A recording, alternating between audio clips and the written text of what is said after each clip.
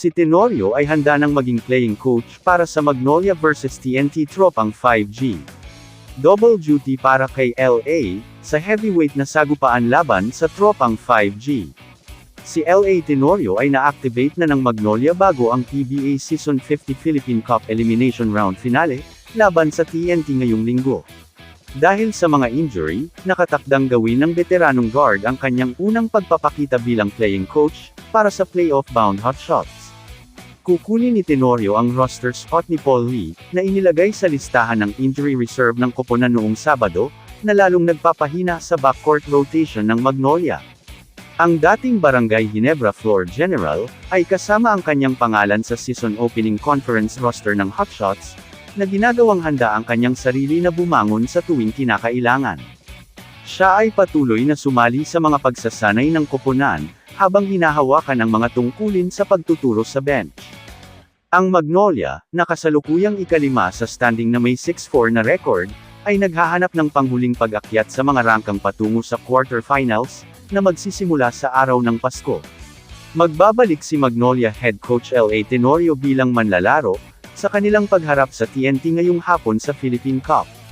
Inanunsyo ng liga noong Sabado na ang 41 anyos na si Tenorio, ay na-activate para palitan si Paul Lee, na nagtamo ng hamstring injury sa pagkatalo sa Rain or Shine.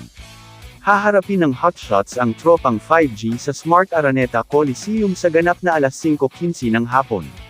Sasali si Tenorio sa isang elite group ng playing coaches, na kinabibilangan ni Ramon Fernandez, Norman Black, the late Bobby Parks, at cage great Robert Jaworski. Samantala, magalalaro na din para sa Magnolia ang kanilang rookie.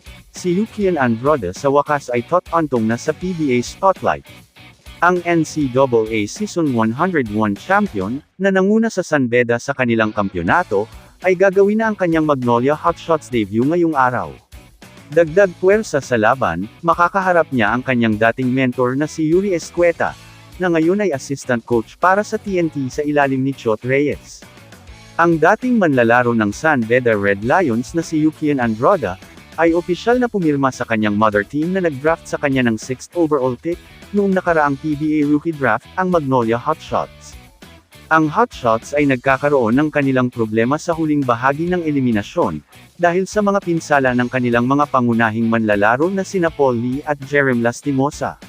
Magiging malaking tulong si Andrade para sa Hotshots, dahil ang batang cager na ito ay talagang makakapag-ambag sa koponan, sa opensiba at depensiba. Maliban nga kay Andrade ang kanilang head coach na si LA Tenorio, ay haharap sa krusyal na elimination game laban sa TNT Tropang 5G. Kamusta mga idol? Sports Zone PH, para sa sports news and update. Kung bago ka pa lamang dito sa channel ko, pindutin mo na ang subscribe button at notification bell, para lagi kang update sa mga sports news.